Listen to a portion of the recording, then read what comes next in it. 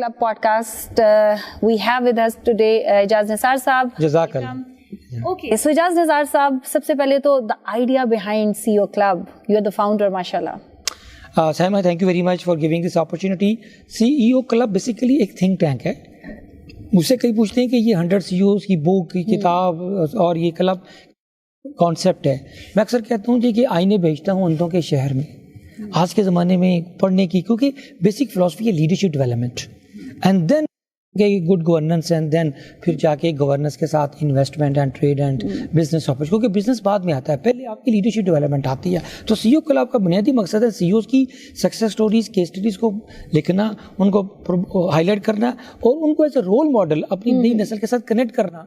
क्योंकि जब इस मुल्क में जब होपलेसनेस या जॉबलेसनेस बहुत अरूज पे हो तो उस वक्त जो सबसे ज्यादा चीज जो मोटिवेट करती है वो आपके रियल रोल मॉडल्स हैं. Okay, very beautifully said. लेकिन आप मुझे ये बताएं कि आप you have been meeting with lot of CEOs, तो अगर 3 कोर कॉम्पिटेंसीज मैं पूछूं आपसे कि आपने लीडर्स को कैसा पाया, क्या यूनिक उनकी प्रोपोजिशंस थी? $1 क्वेश्चन, बहुत ही डीप क्वेश्चन है जी कि कौन सी ऐसी कॉमन थ्रेड्स हैं या कॉमनैलिटीज हैं. 3 कोर कॉम्पिटेंसी. नंबर 1 सबसे इंपॉर्टेंट चीज जो मैं समझता हूँ किसी भी बड़े सीईओ के अंदर, वो परसिस्टेंस है.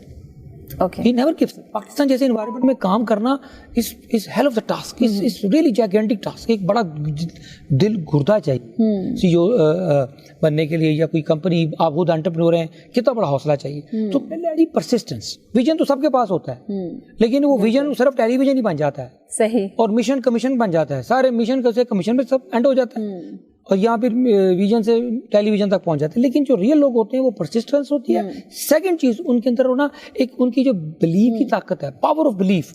उनका अपनी जात पे, अपने काम के, अपने ख्वाबों पे यकीन होता है. बिल्कुल. और तीसरी चीज जो होती है ना बहुत इंपॉर्टेंट है, वो है खुद ही, इनके वो self esteem, higher self esteem. Higher self esteem जो होती है आपको जो रफ एंड टफ टाइम होता है ना उससे बचाती है. बिल्कुल. आपको अनएथिकल काम करने से बचाती है. तो जो सेल्फ की डेवलपमेंट है, जो आपकी खुद ही की डेवलपमेंट है कि अपनी दुनिया पैदा कर गर्जिंदों में है, सिर आदम है, ज़मीर कुन फुका है जिंदगी, तो ये 3 कॉम्पिटेंसी. ओके, अच्छा, तो डू यू एग्री कि जो कहते हैं कि जी एंटरप्रेन्योरशिप में it's 90% of your management, may it be the stress management or the other things which you have to manage, and just 10% is your funds and your working. So आपको लगता है कि those who, वो कहते हैं ना, when the situation gets tough, the tough gets going. So आपको लगता है जो stress ले सकता है उसको manage कर सकता है. stress management का कितना रोल है? बेसिकली ना फॉर एंटरप्रेन्योर्स के लिए बहुत जरूरी है. कहते हैं give me the tension it is holding me. क्योंकि ये स्ट्रेस होता है ना, ये 2 तरह का होता है, एक नेगेटिव एक पॉजिटिव. पॉजिटिव को यू स्ट्रेस कहते हैं, नेगेटिव जो होता है ना उसको डिस्ट्रेस कहते हैं. डिस्ट्रेस आपकी एनर्जी सक कर लेता है और जो पॉजिटिव स्ट्रेस होता है आपको एनर्जी देता है. किसी भी काम को आप प्रॉब्लम नहीं समझते, चैलेंज समझते हैं. तो ये चैलेंज होता है ना, आप उसको एक्सेप्ट करते हैं, यू ओवरकम द चैलेंजेस. ये एंटरप्रेन्योर के अंदर एक इनबिल्ट डीएनए में होता है. जो बंदा स्ट्रेस नहीं ले सकता पॉजिटिव, वो कंट्रोल नहीं कर सकता. Higher the frustration, higher the success. Okay, very very well said. अच्छा, दूसरा ये कि यहाँ हमारे यहाँ ये भी देखा जाए कि बहुत सारे लोग जो हैं ट्रेंड्स को फॉलो करते हैं. तो आपको क्या लगता है कि जो यूनिक आइडिया है आपका किसी भी चीज़ को लेकर के, एंटरप्रेन्योरियल आइडिया जो है आपका, how important is that? Idea देखिए जी, कोई भी काम से शुरू होता है. बच्चों के साथ, एंटरप्रेन्योर्स के साथ डील करता हूँ, उनको पढ़ाता हूँ कि आइडिया से इनवाइस तक का जो सफर है वो है एंटरप्रेन्योरशिप. लोग आइडिया तो होते हैं लेकिन उसको अपनी इनवाइस यानी कि they are unable to manage और डेवलप देयर कैश फ्लोस. जब तक आपकी पॉजिटिव कैश फ्लोस नहीं आएगी, आप हर वक्त, आजकल जो इकोनॉमी को डिफिकल्ट टाइम इसमें से गुजर रही है, तो सबसे बड़ा सर दर्द किसी भी एंटरप्रेन्योर के लिए मैनेजिंग देयर कैश फ्लोज है.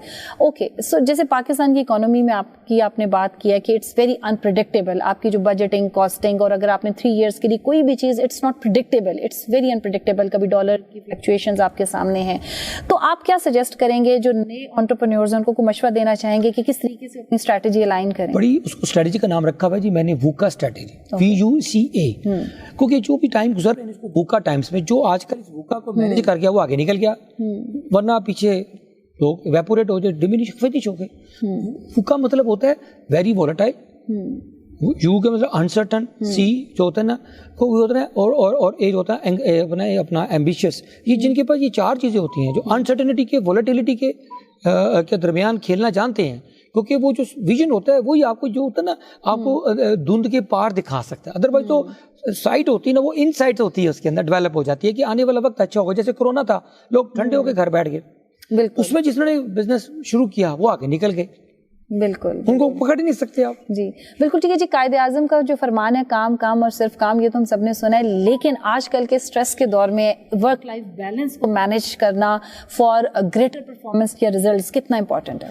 جی ایسی ہے ورک لائف بیلنس کرنا کہ آپ کے ہاتھ میں 5 بالز ہیں, آپ ان سے کھیل رہے ہیں, ٹھیک ہے جی, تو اس کو مینیج کرنا کہ کوئی گر شیشے کا بنا ہوا ہے جو گر گیا ہو گیا وہ گیا, تو آپ کو اس کو مینیج کرنا.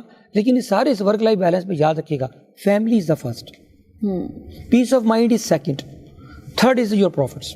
اوکے اچھا اجاز صاحب, 60% 65% جو ہماری جو ہیومن ریسورس ہے وہ یوتھ ہے. ہماری یونیورسٹیز ہیں, ہمارے بہت سارے جو ایسے لوگ ہیں, ابھی ہم نے دیکھے کہ بہت ساری ہماری جو کریم ہے یوتھ کی وہ باہر بھی گئی ہے بہت زیادہ, ہم نے ایکسپورٹ بھی کیا کوالٹی یوتھ کو کیا پیغام دینا چاہیں گے؟ یوتھ جو ہے نا جی پاکستان کا سب سے بڑا ایسٹ ہے. میں سمجھتا ہوں کہ پاکستان کی یوتھ جو ہے نا 65% بلو دا, ان کے لیے یہ چیز ہے یوتھ جو ہے نا 2-3 کام کرے. ایک اپنے اندر نا ڈگریاں چھوڑ دے, صرف اپنے اندر سکلز ڈیولپ کرے, جس میں ٹیکنالوجی کے سکلز, اپنی لینگویج سکلز, اپنی فائنینشیل سکلز, پوری دنیا میں کمپنیز تو اجازت مانگتی ہیں نا, پھر کس طریقے نہیں, سے؟ آج کا زمانہ گوگل نے 60% ورک فورس بغیر ڈگری تیار کی ہے. لوگ قابلیت مانگتے ہیں. ہاں ڈگری بیسک لیول کی ضروری ہے, آپ نے گریجویشن کر لیا, لیکن جی M Phil P H D M S فلاں یہ اپنے آپ کو لال بتی پیچھے. ہاں وہ لوگ جنہوں نے یونیورسٹی میں ریسرچ کرنی ہے, پروفیسر بننا ہے, ان کے لیے 1% کے لیے ایکسیپشن ہے. 99 کو اپنی کمپیٹنس ڈیولپ کر رہے. بہت بہت شکریہ اجاز صاحب, thank you so very much for taking time out and joining us today. So جناب ملتے ہیں ایک اور زبردست سے پوڈ کاسٹ کے ساتھ. تھینک یو سو مچ اجازت جی.